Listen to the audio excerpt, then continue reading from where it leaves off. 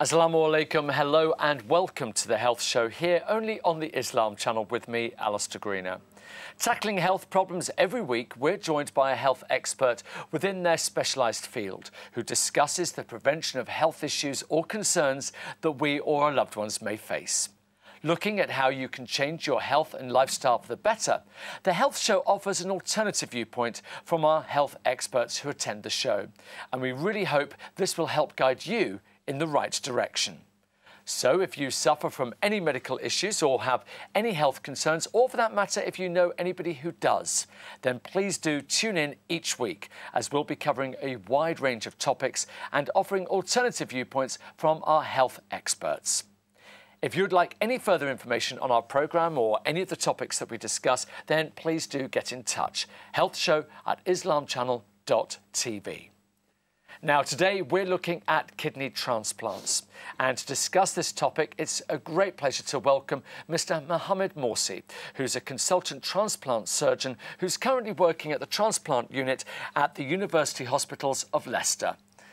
Mr Morsy, thank you so much indeed for coming in. Thank you, it's a pleasure.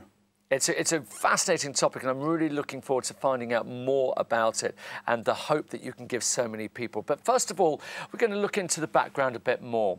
Now, a kidney transplant is the transfer of a healthy kidney from one person into the body of another person who has little or no kidney function. The main role of the kidney is to filter waste products from the blood and then convert them into urine. If the kidneys lose this ability, waste products can build up, which is potentially life-threatening. This loss of kidney function, known as end-stage chronic kidney disease or kidney failure, is the most common reason for needing a kidney transplant. By donating one of his kidneys, Aisha's son gave her a new lease of life after she had undergone years of dialysis. But in Algeria and across the entire Maghreb in North Africa, many people continue to suffer and even die because of the lack of donors. Let's take a look. By offering her a kidney, Aisha's son put an end to her years of regular dialysis. Like her, more than 22,000 people in Algeria suffer from kidney failure. A third of them hope for a transplant. It changed a lot of things. Before, it was very difficult with the dialysis machine. As I have children, I have a lot to do at home, and when I came home, I was tired all the time and sick. Every other day, I was in the hospital. It was too much. But now, thank God, I can take care of my house and my children. But here, as well as in Morocco and Tunisia, many other patients suffer or die for lack of donors. Further complicating the issue are laws restricting organ removal from the deceased without family consent. Now in Algeria, we don't have clear laws when it comes to the consent of deceased donors, so we are always dealing with the relatives of the deceased. We await a new law that's on its way. I think things will be much more efficient and clear. It's possible to take organs from living donors, but according to Algerian law, they can only donate to their parents, children, siblings, or spouses. Cultural and religious anxieties also get in the way, with some fearing organ donation could break Islamic tenets. But this Muslim theologian says that's not the case. We assume that God, as the supreme intellect and supreme ruler, will be able to restore these bodies, put everything in its proper place. So taking from the deceased and the organ donation that currently takes place are both lawful. Algerian lawmakers are looking into reforming current restrictions. The idea is to allow potential donors to put their wishes into writing before it's too late, avoiding the issue of family permission altogether.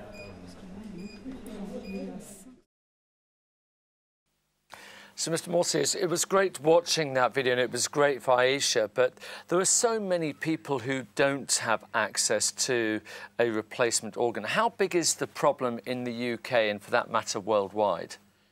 Well, it's a big problem because even in countries like UK, we have all types of donors available for us, including deceased and live donors. Still, there is a big gap between whoever is listed to get a kidney or needing a kidney transplant as ultimate treatment for kidney failure, and the availability of donors at the moment. There is still a big gap. Although recent efforts managed to decrease this gap a bit by 5 to 7%, but still lots of work needed to be done. And there are a lot of initiatives in this direction as well. So in UK, although we do a lot of transplants, especially in the last few years, and also there is increase in live donors as well, but still more work needs to be done in this direction. Other countries where there is no deceased donor program, like North Africa or most of the Muslim countries, based on some religious views, they don't have the deceased donor programs, but only live donor program. And this is very limited source of kidneys, and many people will wait. And we're going to talk about that a little bit later on, and the what people can do and how it works. Yes. Let's get back to some basics here about the kidneys and their function. We talked in the introduction about it effectively becoming a filter of waste products and so on. Why does that go wrong? Why does the kidney stop functioning? What leads to that? Actually, I would like just to mention that the kidney does more than that. Actually, it's not only filter of toxins, it does up to 9 functions to keep us alive. We might just talk about that, but concentrating on the filtration of toxins, the cause of that is can be acute presentation of kidney failure due to maybe bleeding, severe drop of blood pressure for one reason or another, clot inside the kidney that can happen for one reason or another, and also trauma. This can all lead to acute kidney function loss. And most of the time, some of these kidneys recover from the acute injury, but some of them proceed to end-stage renal disease. And if somebody has a problem with their kidneys, what are they likely to notice? What are the symptoms? Just to complete the first question, and there is another presentation which is slow progressive condition of kidney failure. It takes maybe a few months, sometimes years to happen. We might speak about the causes of that later. To answer your question about what might lead to that, actually the chronic progression might be caused by some diseases in our body, like high blood pressure and diabetes, for example, especially in Asian community. Diabetes is a big problem here, the same as well, because we have big population from the BAMI group. And this can lead to damage, chronic damage of the kidney. Other conditions like related to familial predispositions through the genes, through the families, like cysts in the kidney and so on, or immune diseases that can damage the kidney. Our immune system sometimes recognize the kidney as a foreign body, or some cells in the kidney as a foreign cell, and then form antibodies, and which is particles that go and damage the kidney itself. So multiple causes can cause. Also, stones can cause damage to the kidney when it obstructs the way of the urine coming out from our body. Cancer can be a cause as well, and prostatic enlargements and so on, obstructing the way of the urine coming out, and this make pressure or put pressure on the kidney, and the kidney over a long period of time can lose its function. How we can prevent that? Well, in our tropical regions where high temperature, people should make sure that they drink enough water. When they go out, they take water with them to make sure that they have enough. And also to prevent systemic disease like diabetes and hypertension, limit the salt intake in our food, and also avoid being obese as much as we can, have better physical activity profile, lifestyle change, avoiding all these predisposing conditions that might lead to these known diseases. The other conditions, maybe the patient doesn't have control on them, but the advice is as soon as they start to have the symptoms that I'm speaking to about, as you asked, patient, the first thing might notice they started to be fatigued a bit. Once you feel the patient feel a little bit of fatigue, they should seek advice, medical advice, because this can be a reflection of declining kidney function. Other conditions, as the disease progress, they might lose their appetite as well, because accumulation of toxins in the body make them a little bit not able to eat as they like. Also, they might notice some accumulation of water in their body because the kidney doesn't excrete water as usual, so the ankles become a little bit swollen and buffy. In the morning, they might notice buffiness around their eyes. As soon as they see these things, they have to seek medical advice. Other symptoms, a decline in the urine output, so especially in areas where the patient has enough intake of water, but the urine is not coming as usual. This is a little bit late stage of kidney failure, so the urine decline. However, this is not the case in all conditions. And actually, we talk a lot on this show about anything being different. If you're experiencing something that's different in your body, always seek advice. And it's quite interesting, a lot of the things you talked there about the kidney actually apply to other organs in the body as well. So the general message that comes across so often in the show about eating healthily, trying to lose some weight, all those kind of things, again, little did we realise they actually contribute to kidney function as well. Talking about, drinking water, and that's something that's often associated with kidney problems. How much, in your view, should we be drinking in a normal day? Obviously, it's more when it's hot, but on a normal day, what's the kind of intake that people should be having as a minimum? Usually in winter time, for example, if we measure arbitrarily our urine output, we have to put 500 on top of that. So if we pass urine, say, 1.5 liters in 24 hours, for example, we should drink 2 to 2.5 liters.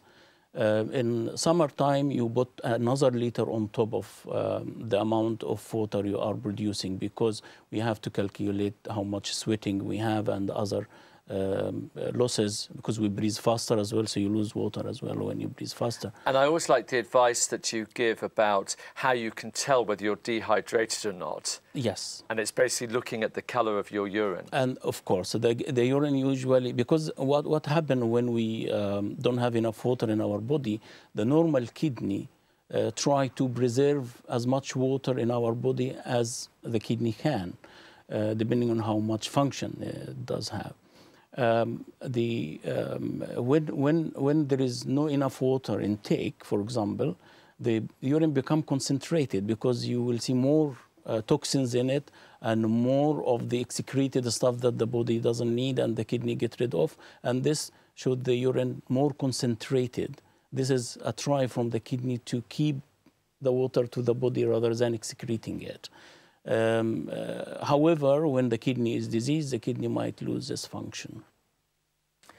Looking at who is susceptible, you talked a lot about people's health conditions and how that can lead to kidney disease. What about susceptibility from different age groups, male and female, and in particular looking at the Asian community, the BAME community, are they more or less susceptible?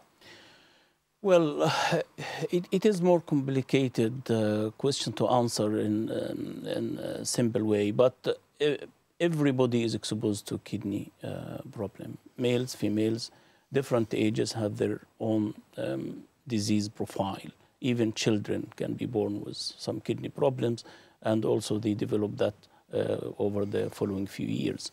Generally, the BAME community are more prone to diabetes, and this is a fact, especially the Asian community.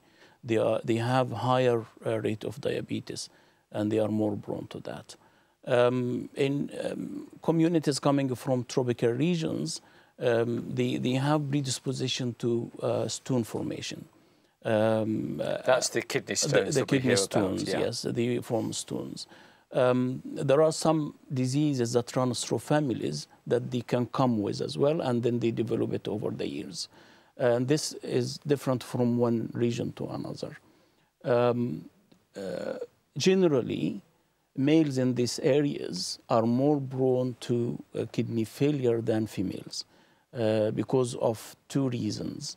Number one, because the nature of their work and make them needing more water intake than females, and this make them more prone to stone formation than in the long term problems with obstruction and then kidney failure. Also, males are more exposed in late stages because of prostate and enlargement as well, obstructing the path of the urine out, and this might cause damage to the kidney in the long term as well. So, yes, there are variations, and we need to pay attention to it. Let's look at the actual treatment of the disease. Obviously, we saw the extreme in our video earlier on of having a transplant. But what about treatments before then? Is the transplant just a last resort, or is that actually a fairly common process that's going to be inevitable? Are there treatments beforehand? It's not beforehand, actually. If we can transplant everybody before reaching the end stage, we call it, while they have CKD, which is chronic kidney disease, rather than end-stage renal disease, you still have some function. If we can do that, it will be fantastic. But because of organ shortage, we are not able to do that.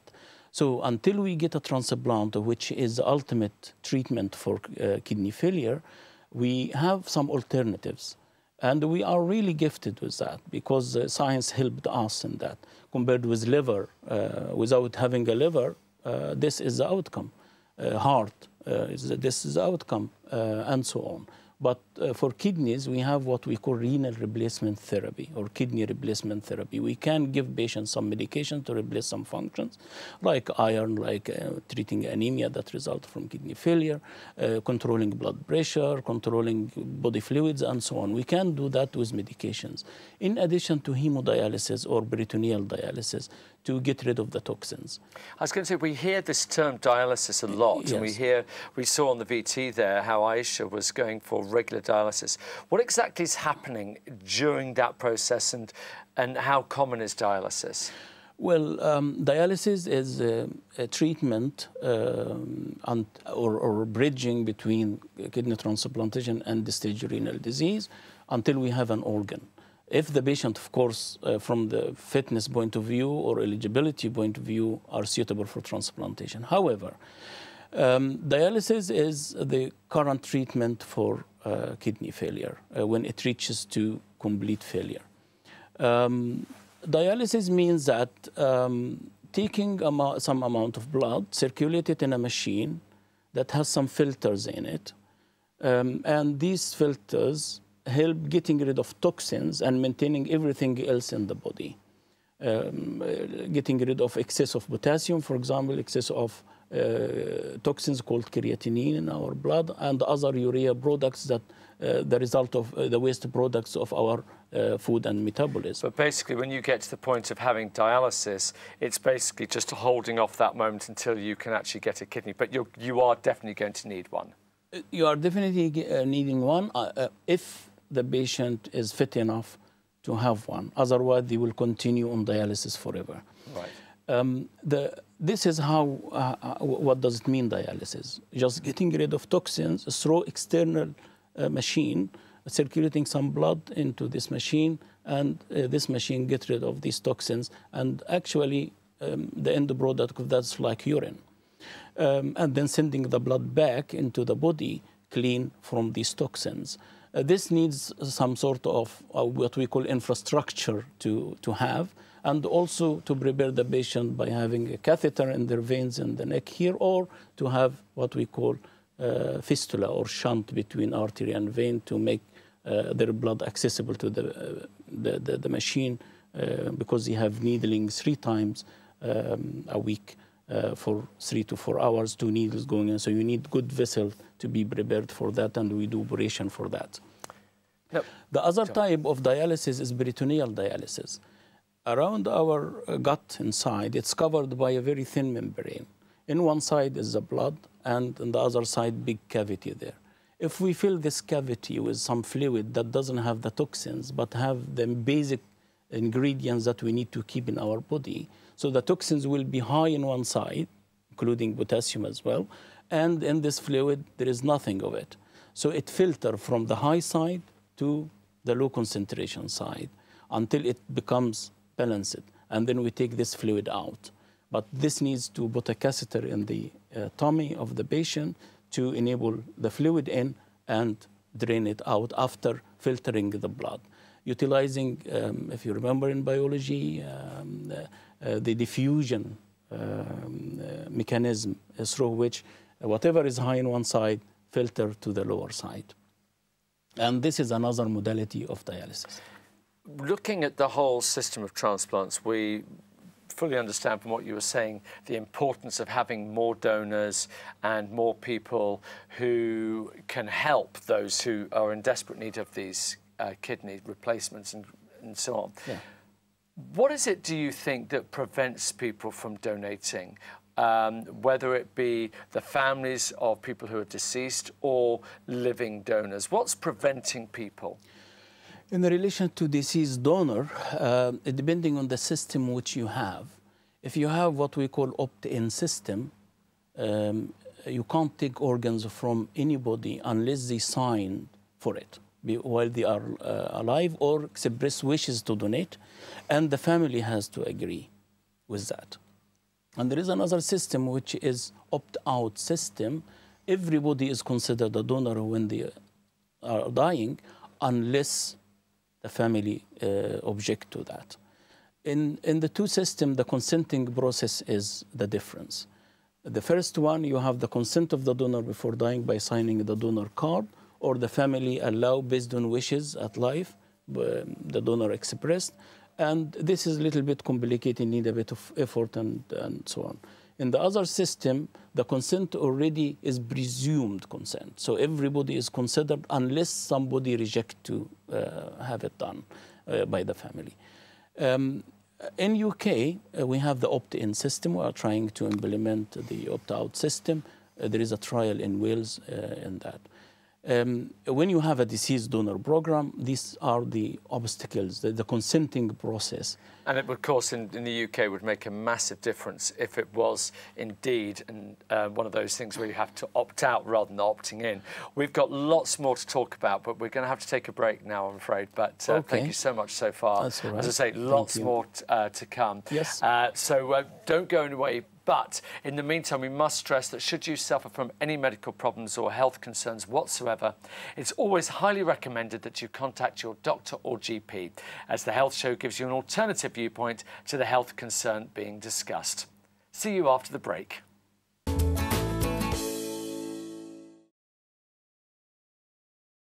Hello and welcome back to the Health Show. Today we're looking at kidney transplants. Now, before the break we discussed what's involved with your kidneys, how they work and so on. And unlike many other types of organ donation, it's possible to donate a kidney while you're still alive, because you actually only need one kidney to survive, as we found out earlier. Now, this is known as a living donation, and people who want to be considered as a kidney donor are tested very carefully to ensure they are suitable as a donor and that they are indeed fit for the operation needed to remove a kidney. But sadly, Bangladeshi villagers are selling kidneys on the black market to raise cash. They live in poor farming areas which have become hotspots for the country's thriving but illegal organ trade. Let's take a look at this report. A family tradition, selling a kidney on Bangladesh's black market. Belal Hossain had the operation, following in his wife's footsteps, and later echoed by his sister-in-law. He was paid nearly $4,000, a fortune he then used to settle debts. I was in debt to more than 200,000 taka. I took the loans at different times for my family and I could not pay back the debt. The Kalai district has become a hotspot for Bangladesh's thriving but illegal organ trade. The law only permits transplants between living relatives, but the wealthy are bypassing the system. There are many people here with a telltale foot-long scar. Most suffer health problems afterwards, but with money to be made, warnings are often ignored. I'm continuously facing physical problems. I always feel feverish, and my body aches all the time, and I have many other problems. I can't simply sit down and work. I feel better when I keep standing. I cannot do any heavy work at all. I feel the pain very badly. The police point to a growing web of donors turned brokers who get paid for any successful recruits. They say 200 villagers have sold kidneys in the past 10 years, with the rate now at around 1 a week. Many illegal surgeries have moved across the border to India to escape the attentions of the authorities. They're forging documents, fake passports and false ID cards. After that, they draft affidavits for those false papers, then they switch countries and return after the transplant operation. With the black market filling a donor shortage and legal action slow, many in Kalai doubt much will change, despite the risks. So having watched that video, obviously very distressing to hear that people are having to go through that just to be able to live and pay their bills and so on. One of the things I wanted to pick up on a little bit there was the scar that we saw. Is that typical of a organ transplant today, or is that more to do with the way that it's being done there? Firstly, I would like to express my sadness to hear this story, which we hear every now and then. Shouldn't be like that. It's non-ethical and lots of problems attached to that. Not really. Currently, we do the donor procedure as keyhole surgery. For two reasons: the donor recover very quickly, and the complication rate is much, much lower. We don't do this type of operation anymore unless we need to convert to open surgery. Even the scar will be much better than that. In very, very limited numbers of patients, when we are starting with keyhole and complication happen, we have to open. We heard a little bit there about complications, yes, and things. What are the sort of complications that are happening in places like Bangladesh, which happen hopefully a lot less so here in the West? Well, using this type of approach to kidney donation, you end up with ugly scar in the side of the abdomen. You cut muscles, so you make these muscles weaker, and also you cut nerves there, so you end up with big, ugly hernia as well, which is outbouching of the tummy wall there, including some bowel inside it, and over the time might get obstructed or strangulated, and ending up with dead bowel inside them. And they might need even more bigger and complicated operations, in addition to the infections and so on. More than that, these donors are not properly worked up before the donation. They come, they approach somebody, they pay the money to them, and then they get their kidney without any consideration of what diseases they might get in the future. Is there any family problems that might get in the kidney that has been left there, and then they will lose the kidney and they might need a transplant themselves. So they need to be worked up properly. We have to make sure that they are not exposed to more complications than the surgical complications, on the ones that we tell them about in honest way. And if they agree to it, that's fine. We talked just before the break about what was limiting people and preventing people from actually becoming donors, becoming living donors. One of the things that was mentioned in the very first video was sometimes people's faiths. And obviously on this channel we think particularly of the Muslim faith. What is it about the faith that maybe prevents people? Perhaps you can do a bit of sort of fact selling here, where we actually understand the real facts about the efficacy of giving a kidney. Actually, if we take it from the pure religious point of view, I have never met or heard a religious scholar telling people not to donate. This is a basic fact.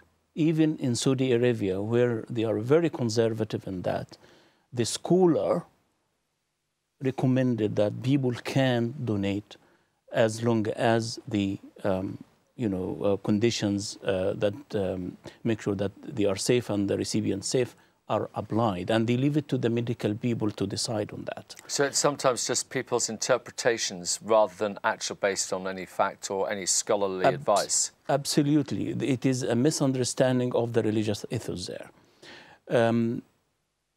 When it comes even to the deceased donor program, which is the dilemma is there. People might feel that, oh, they donate while the blood is still running in their body and they are not dead yet, and the heart is still beating.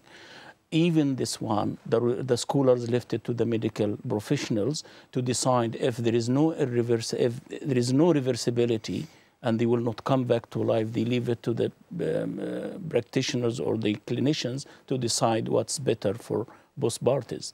So these are all false ideas about the religious teachings. In live donors, the people feel that they don't have ownership of their body. The body is the property of Allah, which also, yes, we are all the property of Allah at the end as Muslims, but you have also the right. You donate blood, and the blood is a renewable organ.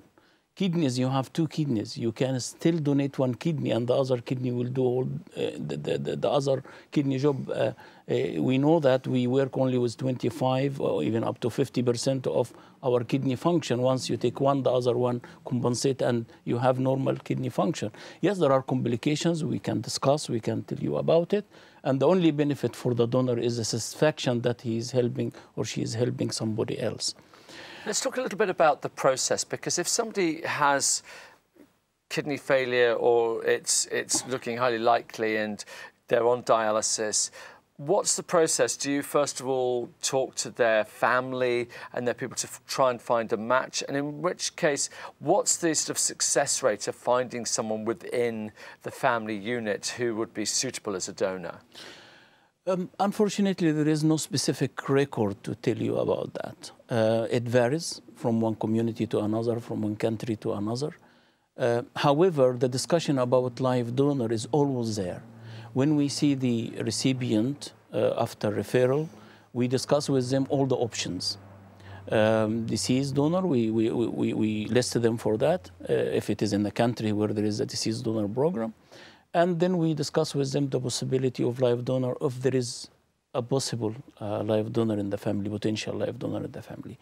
If they mention that sister, friend, spouse, wife, whatever, we take it further with another type of workup in the donor, and then we decide if the donor is suitable or not. And what are the chances of a donor within the family being suitable? What are the rates of success there? It is very high. I'll tell you what, some years ago, these possibilities were much less, especially if there is a disease that's running in the family, and also if the donor just donating to this specific recipient with some sort of no matching between each other.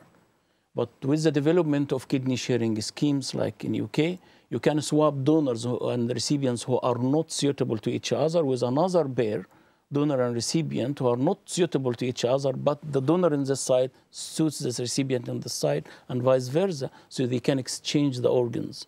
And this development allowed more people to be donating as well. So it varied from probably 10 years ago to now, which is the percentage went up a bit. In general, when we start to work up somebody to donate with the new scheme, it is doubled, almost doubled the chance. Used to be about 10% or so. Now it is almost more, double that or even more. So great news, and it's always a possibility. Just for somebody who's watching, thinking, actually, I don't have any relatives who have kidney problems at the moment, but actually I would like to help somebody. Yes. Are you able to go onto a living donor register to be able to give as a living person, although it's not a relative? Absolutely. This is called altruistic donation. Altruistic means somebody just comes to us and say, by goodwill, I want to donate my kidney to anybody. And this is happening more frequently now with better information and online information and so on and so forth. They can come and direct the kidney to specific recipient, which is absolutely fine, directed donation, and this now allowed in UK, or non-directed donation. Somebody comes and say, I will donate to anybody. And this now, it goes to general pool in the country.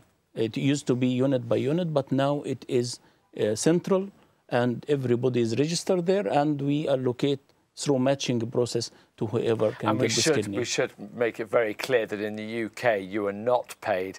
This is purely done for a good deed, for those reasons, nothing else. Two important things we have to make sure that they are there before doing this donation. We have to make sure that this altruistic donor is mentally and psychologically stable, not coming to cause harm to the body or based on some false ideas. We have to make sure that they are psychologically and mentally sound.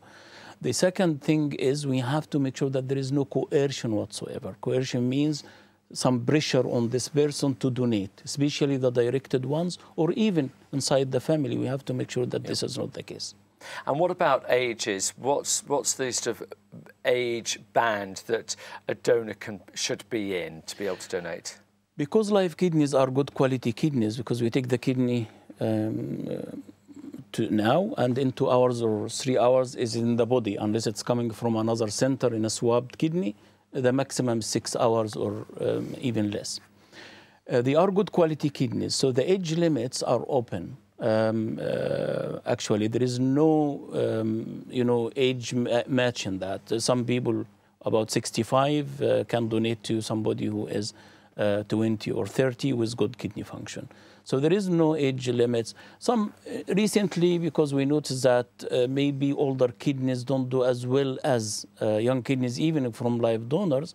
In the swabbing system, we can put limits like 20 years difference, 30 years difference, and so on.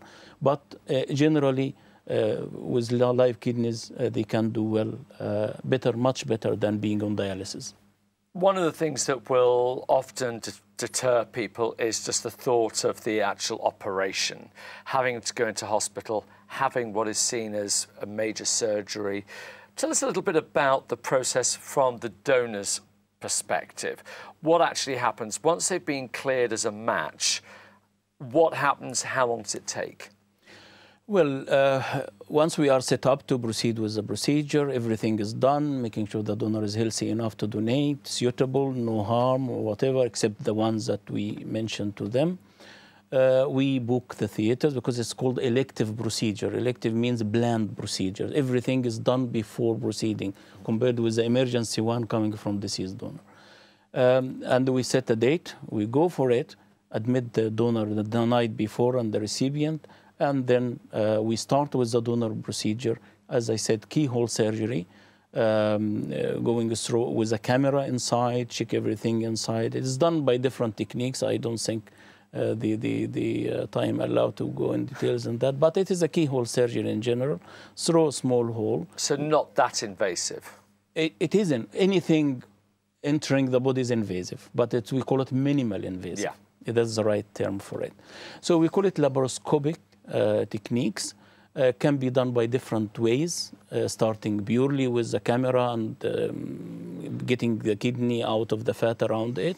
Or we put our hand from the start, and instead of cutting there, we cut what we call bikini line here that can be covered if there is a scar. It's like the cesarean section scar in the females, and we cover it. They will not be embarrassed when they go to the beach or whatever, because it's covered most of the time. And it's a very thin scar at the end.